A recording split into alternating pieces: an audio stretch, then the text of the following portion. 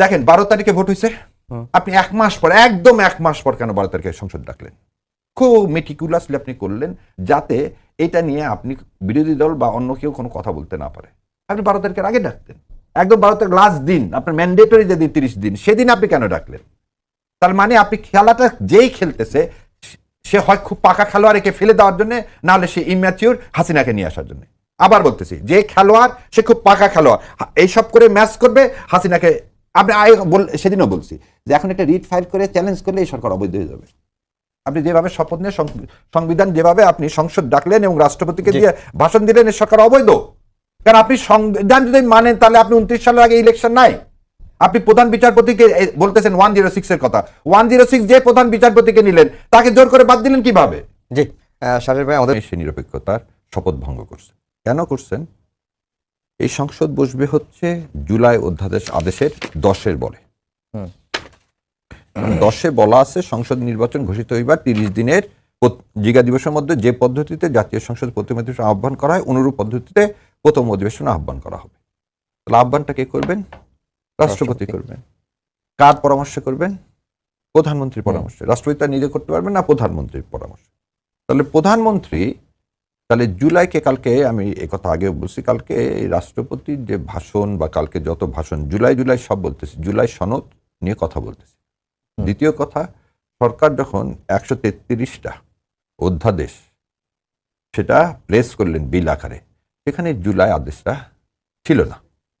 এখানে ওনারা একটা কথা বলতেছেন, আদেশকে তো অধ্যাদেশ না হলে তাকে কি করা যাবে না, আইনে প্রণয়ন করা যাবে না। আমার চেয়ে তো আমার মানে শ্রদ্ধাভাজন আইনমন্ত্রী উনি অনেক ভালো জানেন যে 152-তে আইনের যে সংজ্ঞা দেওয়া আছে সেখানে বলা আছে ল মিনস অ্যাক্ট, অর্ডিনেন্স, অর্ডার। তাহলে অর্ডারটা কি? একটা আইন। সেকেন্ড কথা, এটা কি?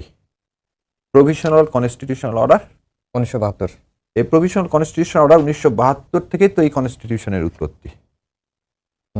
এই কনস্টিটিউশনের উৎপত্তি ওনারা যে বলতেছে তাচ্ছে যে এই অর্ডারের কোনো ভ্যালু নাই। তাহলে এইভাবে যদি আমি ধরি, প্রভিশনাল কনস্টিটিউশন অর্ডার থেকে 72-এর সংবিধান, তাহলে 72-এর সংবিধান যদি অর্ডার থেকে সৃষ্টি হয়ে থাকে, তাহলে আজকে এই অর্ডার 10-এর থেকে কেন জুলাই পরিষদ আহ্বান করলেন না?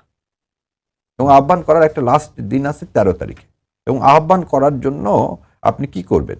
আপনি তো তাহলে প্রধানমন্ত্রীর, তাহলে আজকে প্রথম জিনিস হচ্ছে প্রধানমন্ত্রী জুলাইকে ধারণ করছেন না, এটা একদম স্পষ্ট।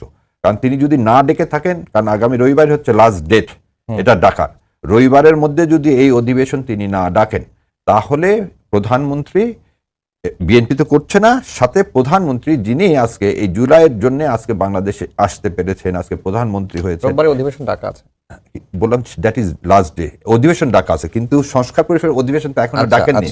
কারণ আপনাকে তো বলতেছে কি 10 যে একই পদ্ধতিতে জাতীয় সংসদের প্রথম অধিবেশন আহ্বান করে অনুরূপ পদ্ধতিতেই অধিবেশন আহ্বান করতে হবে। আপনাকে তো অধিবেশনটা আহ্বান করতে হবে। কোন অধিবেশনটা?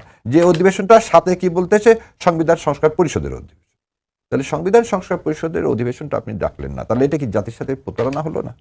সেকেন্ড কথাটা, আজকে এই যে কথাটা বললেন স্পিকার সাহেব, এখন অনেক কথাই তো আসে, খালি একটুকু বলি।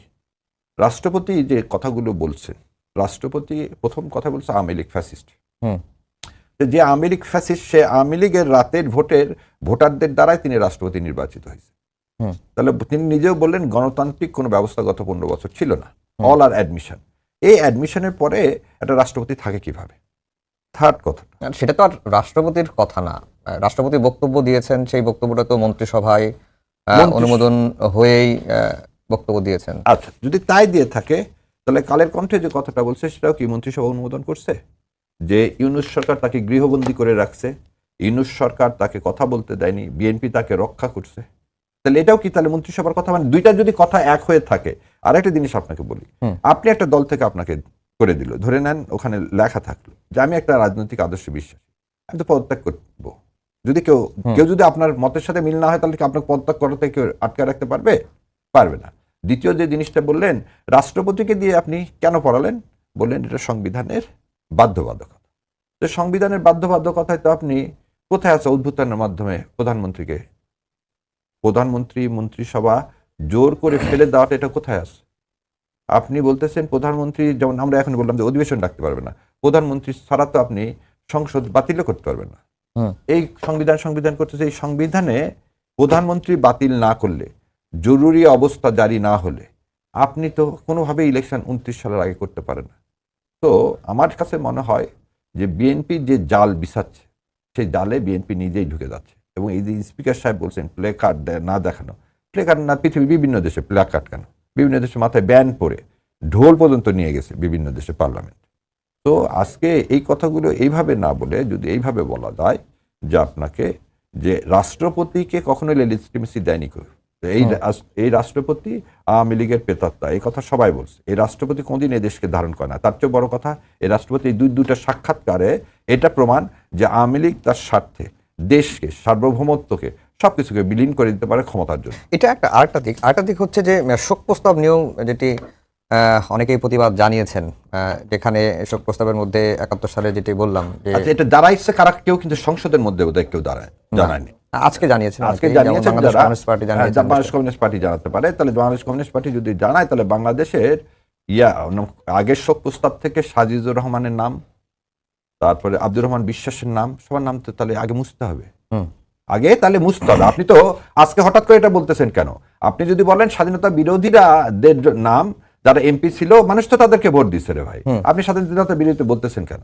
যারা 40% ভোট, শোনেন, যারা 1%ও ভোট পায় না, তারা 40% লোকের, মানে কি বল, গণতন্ত্রের প্রতি কমিউনিস্ট পার্টি কোনদিন শ্রদ্ধাশীল ছিলেন না। সেই জন্যই বাকশাল করছিল। এবং এখনো তাদের যে মানে জাসদের যারা আজকে আওয়ামী লীগকে সমর্থন করে, আমার খুব অবাক লাগে। তাদেরই বন্ধুবর, তাদেরই পিতা, তাদেরই চাচা তাদেরকে এই শেখ সাহেব হত্যা করছে। তারপরও তাকে খুনি বলতে পারবেন না। কিন্তু আপনি 71 সালে ওই কথাটা কে জানো, সালাউদ্দিন সাহেব বলছেন। সালাউদ্দিন সাহেব খুব ভালো কথা বলছেন। তাহলে মুক্তিযোদ্ধারের বিচার হতে হবে রাজাকারকে হত্যা করার জন্য। যদি আপনি আজকে কত বড় স্পর্ধা আজকে জুলাই যোদ্ধাদের বিরুদ্ধে আপনি মামলা করতে গেছেন কোর্টে, এটা কেবল তো শুরু। বললাম যে জাল বিছাইছেন, সে জালের মধ্যে আপনি অলরেডি পা দিয়ে ফেলছেন। এখান থেকে কিভাবে বের হবে বিএনপি জানে, কারণ বিএনপি সবসময় মাখা 91 সাল থেকে মাখিয়ে আসে, কোনোদিন বের হতে পারে না। এবং জনগণের আন্দোলনের মুখেই সবসময় বিএনপির পতন হয়। জি, মাসুদ কামাল ভাই, আপনাকে স্বাগত জানাচ্ছি সম্পাদকতে। কেন বদলে যায়? না, রাষ্ট্রপতির ভাষণ যেটা হয়, এটা তো রাষ্ট্রপতির ভাষণ না, এটা তো বেসিক্যালি গভর্নমেন্টের ভাষণ। রাষ্ট্রপতি কি নিজে কিছু লিখতে পারে? সেটাই কেন হয়? এই যে 16 পৃষ্ঠার ভাষণটা, এই ভাষণে কি একটা লাইনও রাষ্ট্রপতি লিখেছেন? Not a single sentence. পুরো জিনিসটা মন্ত্রিসভায় অনুমোদিত হওয়ার পর উনি পড়েছেন। আমাদের যে কনস্টিটিউশন এখন, অথবা যদি জুলাই সনদ বাস্তবায়িত হয়, আমি ধরলাম জুলাই সনদে যে প্রস্তাবগুলি আছে, বলছেন জুলাই সনদে যে রাষ্ট্রপতিকে আরো ক্ষমতাবান করতে হবে, ক্ষমতার ভারসাম্য করতে বলছে না, যা যা প্রস্তাব আছে জুলাই সনদে সব বাস্তবায়ন হয়, তার পরবর্তী সময় যে রাষ্ট্রপতি আসবে, সেই রাষ্ট্রপতি যখন সংসদে ভাষণ দেবে, ওটাও তার লেখা ভাষণ হবে না, ওটা সরকারি লেখা ভাষণ হবে।